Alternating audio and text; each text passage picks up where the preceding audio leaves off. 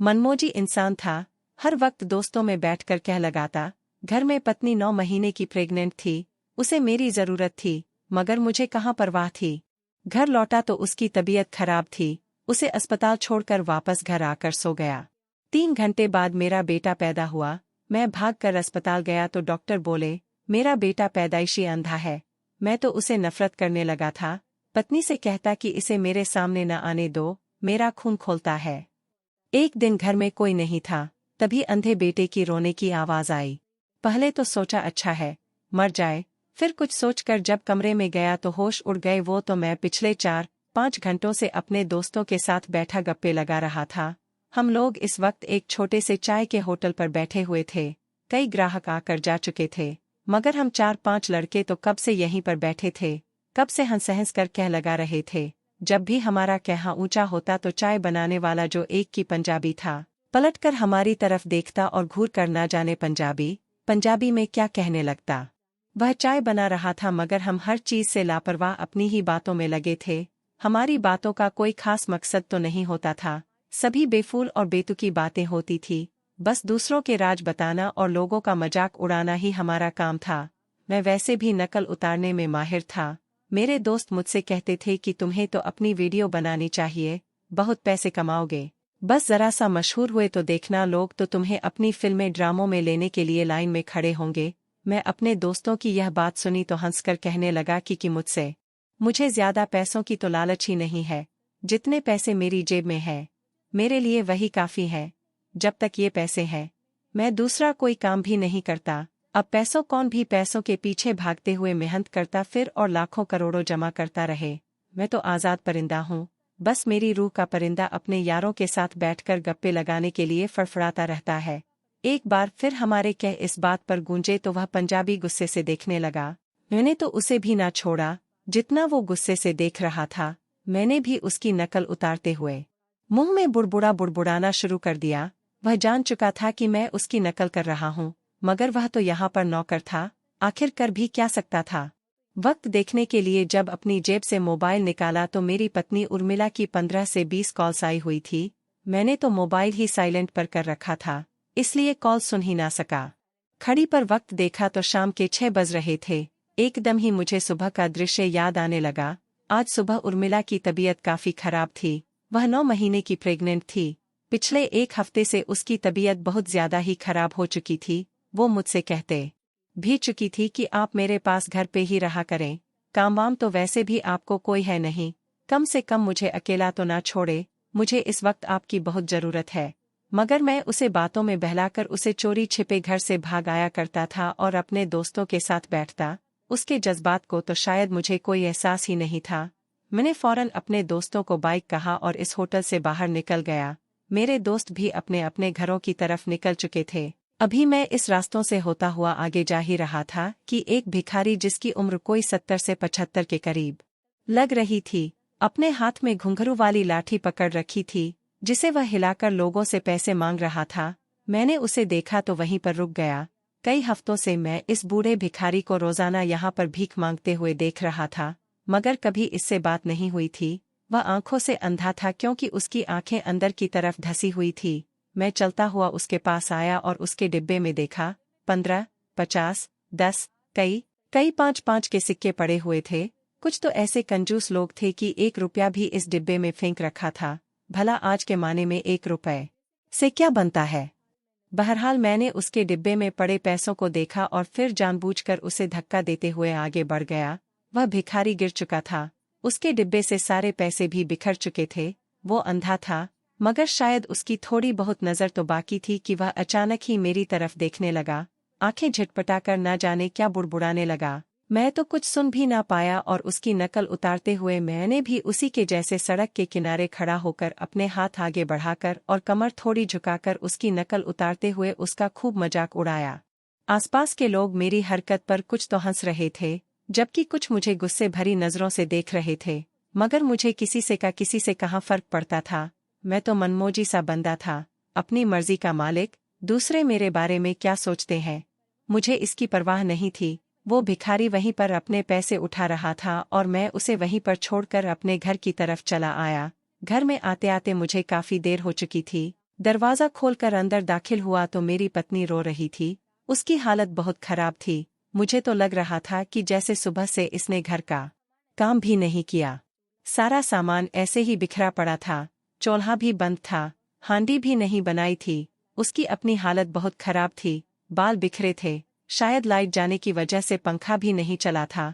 पसीने से भी रो रो कर उसकी आंखें सूख चुकी थी। मुझे देखकर वह फूट फूट कर रोने लगी और कहने लगी, सुरेश, मुझे बहुत डर लग रहा है। आप कहाँ चले गए थे, जानते भी हैं मैं कब से डर से तड़प रही हूँ। मेरे सर पर तो किसी औरत का साया भी मौजूद नहीं है। आप क्यों इतनी लापरवाही करते हैं? क्या आपको मेरी और होने वाले बच्चे की फिक्र नहीं है? यह सुनकर मैंने एक साथ ली और बोला कि तुम्हारी तो फिक्र थी, मैं तो काम कर रहा था कि तुम्हारी और होने वाले बच्चे के लिए पैसे इकट्ठे कर सकूं। मैंने बड़े इमोशन अंदाज में उसे बहलाया था, ताकि वह मेरे बारे में कम से कम कुछ गलत तो ना सोचे। खैर दिल ही दिल में मैं भी थोड़ा सा शर्मिंदा हुआ था। बस उर्मिला को एहसास नहीं होने देना चाहता था कि अपने दोस्तों के साथ बातों में ऐसा बिजी हुआ कि अपनी पत्नी के बारे में ही भूल गया। फौरन उसे अस्पताल लेकर गया, जहां पर डॉक्टर उसे अंदर लेबर रूम में ले गए। तकरीबन रात के 12 बज चुके थे और मैं जमाइयों पर जमाइयां ले रहा था। नर्स से पूछा तो कहने लगी कि अभी वक्त है, कोशिश की जा रही है कि नॉर्मल डिलीवरी हो जाए, ऑपरेशन से बचा जाए। आप यहीं पर बैठकर इंतजार करें। मैं वहीं बेंच पर बैठ चुका था, मगर बार नींद की वजह से मेरा सर लुढ़क रहा था। इसलिए मैंने उस नर्स को, जो ना जाने ट्रेन में क्या क्या अंदर लेकर जा रही थी, उसे रोका और उसे एक कागज पर नंबर लिख कर दिया। कहने लगा कि मैं घर जा रहा हूं, जब बच्चा पैदा हो जाए तो मुझे बता देना, मैं आ जाऊंगा। यह सुनकर उसने मुझे घूरा था, मगर मैं भी अपनी जिद का पक्का था। मैंने कहा कि दरअसल मैं मजदूर हूं, 2 रातों से लगातार जाग रहा हूं, इसलिए घर जाकर थोड़ी देर आराम करना चाहता हूं। तो वह थोड़ा नरम पड़ी। मैं घर आया और लंबी तान कर सो गया। इस बात की मुझे कोई परवाह ना थी कि मेरी पत्नी पर वहाँ या गुजर रही होगी और मेरा बच्चा किस हालत में होगा। अभी मुझे सोए हुए 2-3 घंटे ही गुजरे थे कि मेरा मोबाइल बजा। जब मोबाइल कान से लगाया तो वही नर्स थी। कहने लगी कि आपका बेटा पैदा हुआ है, आप जल्द से जल्द अस्पताल आ जाएं। यह सुनकर तो मेरी खुशी को कोई सीमा ना रही। मैं भी अपने दोस्तों में अब कहूँगा कि अब मैं एक बेटे का बाप बन चुका हूँ। मेरे सभी दोस्त शादीशुदा थे और 2-2, 3-3 बच्चों के बाप थे। एक मैं ही था जिसकी शादी लेट हुई थी। मैं खुशी खुशी अस्पताल गया और नर्स से कहने लगा कि कहाँ है मेरा बच्चा, मुझे मेरा बच्चा दिखाओ। और उर्मिला तो ठीक है ना? नर्स कहने लगी कि आपकी पत्नी बिल्कुल ठीक है, मगर आप पहले डॉक्टर से बात कर ले, इसके बाद ही आपको आपके बच्चे से मिलवाया जाएगा। मैं खुशी खुशी डॉक्टर के सामने जाकर बैठ गया और डॉक्टर पहले तो थोड़ी देर चुप रही, फिर कहने लगी कि दरअसल मैं आपको बताना चाहती हूँ कि आपके बेटे की आंखों में सूजन है। हम पूरी कोशिश करेंगे कि उसकी आंखों को ठीक कर दें, लेकिन अगर सूजन कम होने के बावजूद उसने आंखें न खोली तो इसका यही मतलब होगा कि आपका बेटा पैदाइशी अंधा है। यह सुनकर तो जैसे मेरे सर पर आसमान टूट पड़ा था। मैं फौरन उठकर अपने बच्चे के पास गया। उसकी आंखें बहुत सूजी हुई थी, उसकी आंखें बंद थी, मगर सूजकर किसी अंगूर की तरह फूल चुकी थी। वह बहुत प्यारा था, बिल्कुल अपनी माँ जैसा, दूध जैसा सफेद। मेरी रंगत तो बस फीकी सी थी। मैं उसे उर्मिला के पास लेकर गया तो वह भी रो रही थी, मगर फिर कहने लगी कि शायद भगवान की यही मर्जी होगी। मुझे अपने भगवान से किसी भी तरह की कोई शिकायत नहीं है।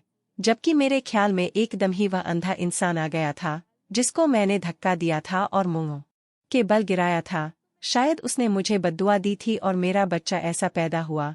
बजाय शर्मिंदा होने के और सुधारने के, मेरे अंदर गुस्सा आ चुका था। मैं उस अंधे भिखारी को गालियां देने लगा कि कैसा घटिया इंसान था। अच्छा हुआ कि अंधा निकला, उसकी बद्दुआओं की वजह से मेरी पहली औलाद अंधी पैदा हो गई। मैं अपनी पत्नी और बच्चे को लेकर घर आ गया। मेरी पत्नी को तो बच्चे से बहुत मोहब्बत थी, मगर मेरे दिल में उसके लिए वह अहमियत न आ सकी जैसा कि मैं चाहता था। वह बड़ा प्यारा था, लेकिन जब भी मैं उसके पास जाता और उसकी आंखें देखता तो मेरा दिल खट्टा सा होने लगता था। मैं तो इसे अपने दोस्तों से मिलवाना चाहता था, इसे अपना दाहिना हाथ बनाना चाहता था, जैसा कि हर बाप की ख्वाहिश होती है। मगर यह तो था ही अंधा, आखिर यह मेरा क्या सहारा बनता? यह सोच सोचकर मेरा दिल कुढ़ने लगा। मैंने इस पर ध्यान देना छोड़ दिया, जबकि इसके उलट उर्मिला इस बच्चे को दिल और जान से प्यार करती थी। वक्त ऐसे ही गुजरता गया, वह बच्चा भी बड़ा हो गया। ऐसा नहीं था कि मुझे उससे नफरत थी या मैं उसे कोई नुकसान पहुंचाना चाहता था या उसे बुरा भला कहता था। बस मैंने उसके और खुद के बीच कुछ दूरी कायम कर ली थी। मगर मैं उसे कोई मोहब्बत नहीं दे रहा था तो मेरी वजह से उसे कोई तकलीफ भी ना थी। मैं उसकी हर इच्छा को पूरी करता। जो भी पैसे आते उर्मिला को दे देता और कहता कि अपने लिए और बच्चे के लिए चीजें ले आओ। इसके बाद भगवान ने मुझे 2 और बच्चे दिए। बड़े बेटे राम के बाद भगवान ने मुझे एक बेटी, उससे छोटा बेटा लक्ष्मण दिया। दोनों ही मुझे प्यारे थे। प्यारे कुछ ऐसे थे कि मैं उनके साथ बोलचाल कर लिया करता था। उनसे उनकी पढ़ाई के बारे में पूछ लेता, मगर कभी उन्हें अपने पास बिठाकर प्यार नहीं किया था, क्योंकि मुझे बच्चे कुछ खास पसंद भी ना थे। मेरा तो आज भी यही काम था। अपना ज्यादातर वक्त कामकाज के बाद अपने दोस्तों के साथ बैठकर गुजारा करता। रात गए तक जब घर में दाखिल होता तो मेरे बच्चे सो चुके होते। पत्नी बहुत बार कहती थी कि अपने बच्चों के साथ वक्त गुजारा करो, इनको तुम्हारा प्यार चाहिए, तुम्हारा स्नेह चाहिए। बच्चे चाहते हैं कि उनका बाप उनके पास बैठे, मगर तुम हो कि तुम्हें अपने इन दोस्तों से ही फुर्सत नहीं मिलती। छोड़ दो ये आवारागर्दियों, ड्रामेबाजियों को। पहले देखो तुम्हारा पहला बेटा कैसा पैदा हुआ। तुम्हारी हरकतों की वजह से भगवान ने तुम्हें सजा दी है, मगर तुम तो उन लोगों में से हो जिन्हें इस तरह के बदले भी मिल जाएं फिर भी सुधरते नहीं है। पत्नी की बातें मुझ पर जरा भी असर नहीं होती थी। इस इलाके में कुछ दूरी पर एक स्कूल भी मौजूद था जहां पर अंधे बच्चों को पढ़ाया जाता था। उर्मिला कहने लगी कि बड़े बेटे जिसका नाम हमने राम रखा था इसका एडमिशन करवा देते हैं, वहां पर कुछ पढ़ लिख जाएगा और चीजों की पहचान भी सीख जाएगा तो इसी के लिए अच्छा है। आखिरकार कल को इसे बड़ा भी होना है। यह सुनकर मैंने भी हाँ में सर हिला दिया। मुझे इससे भी कोई ऐतराज नहीं था। अगले ही दिन मैं और उर्मिला गए और अपने बच्चे का स्कूल में एडमिशन करवा दिया। बस मेरा काम यहीं तक था, आगे तो से बच्चों को लाना छोड़ना उसकी सारी जिम्मेदारी मेरी पत्नी उर्मिला की थी। मेरा काम तो बस उसके हाथ में पैसे रखना था, इससे ज्यादा और कुछ नहीं। मुझे तो यह भी याद नहीं पड़ता कि आखिरी बार मैंने उर्मिला के पास बैठकर दिल की बातें कब की थी। धीरे धीरे वक्त ऐसे ही गुजरता रहा और मेरे बच्चे बड़े होने लगे, मगर मेरे रवैये में सुधार नहीं आया। मैं कल की नहीं सोचता था, बल्कि आज जो हो रहा है उसी पर फोकस करता था। उस दिन भी मैं रास्ते में जा रहा था कि जब 15 से 16 साल की बच्ची मेरे पास आई। आकर मेरे सामने अजीबोगरीब से मुंह बनाकर पैसे मांगने लगी। कभी कोई वास्ता दे दी, कभी दक्षिणा मांगती और कहती कि मुझे 10-20 रुपए दे दो। मैंने उसे ऐसा करते देखा तो ना जाने मुझे क्या सोची कि मैं उसकी भी नकल उतार कर कहने लगा कि हाथ पर सलामत है, कोई अपाहिज तो हो नहीं। जाओ जाकर काम करो और अपने हाथ पैरों का इस्तेमाल करो। बस मांगना आसान काम है, मांगने आ जाती हो। जेब तो मेरी भी खाली है, क्या मैं भी भिखारी बन जाऊं? वो लड़की बहुत रो रही थी।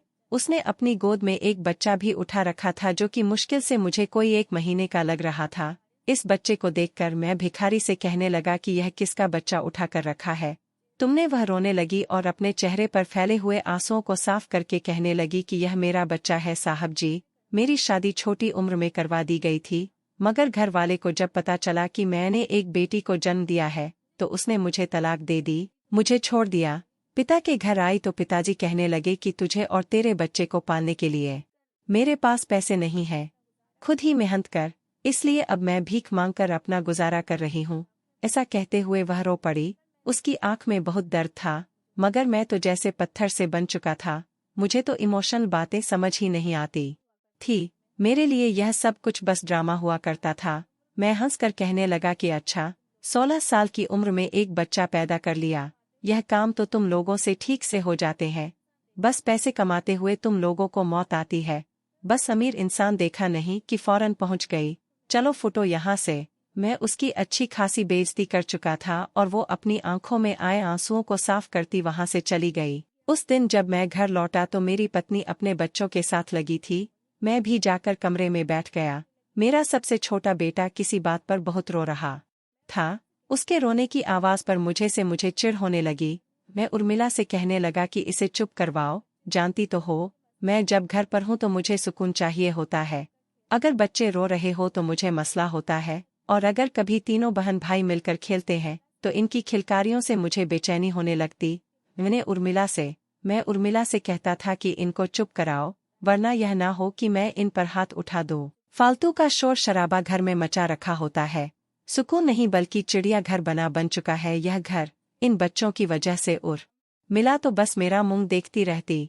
मेरे बच्चे बड़े हो चुके थे। मेरा बड़ा बेटा राम 12 साल का हो चुका था, मेरी बेटी 9 साल की।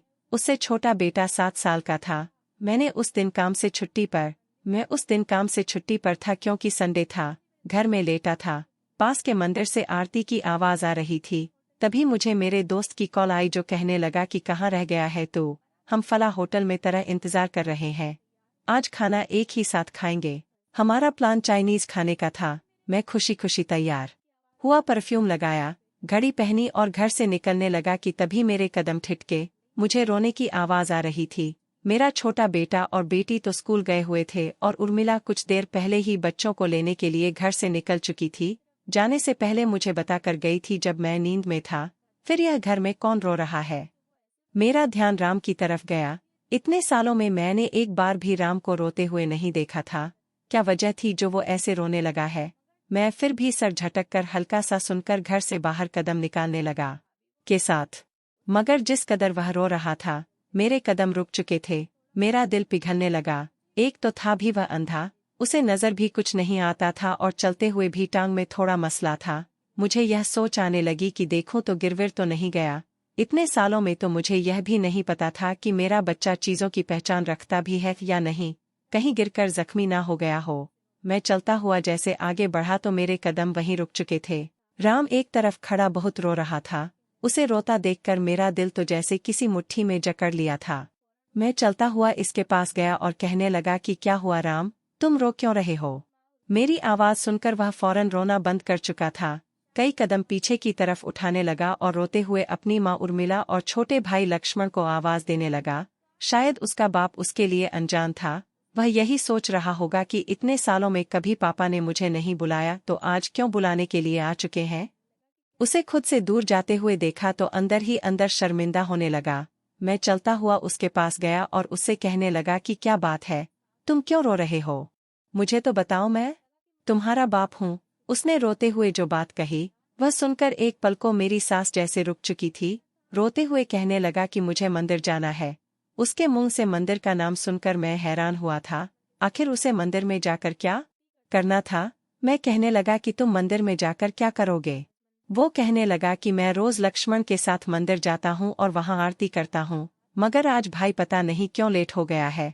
आज मंदिर में खास आरती थी, वह आया ही नहीं। मुझ पर तो यह आज राज खुल रहा था कि मेरे बच्चे भगवान की पूजा अर्चना करते हैं।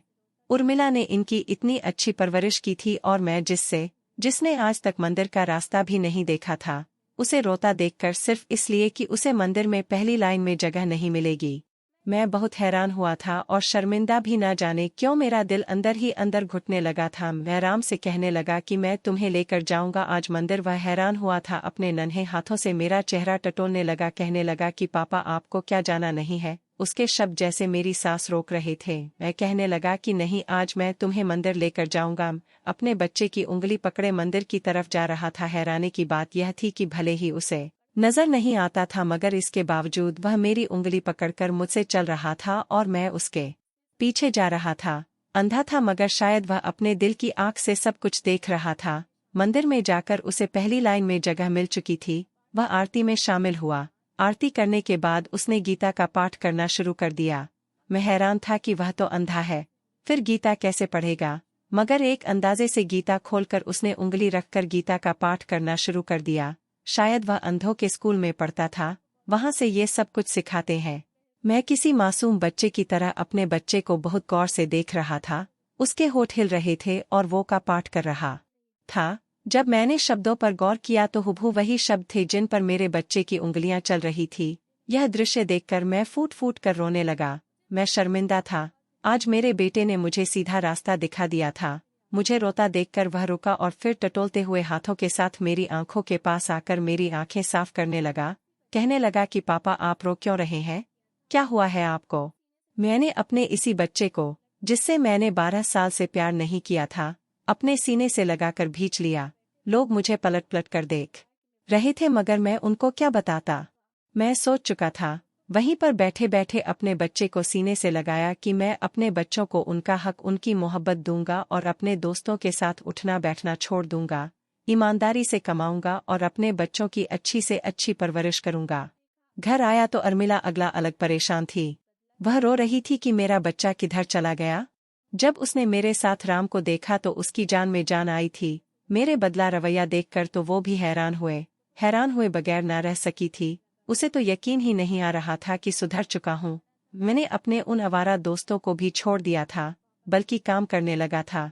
एक दिन कारोबार की वजह से मुझे दूसरे शहर जाना था।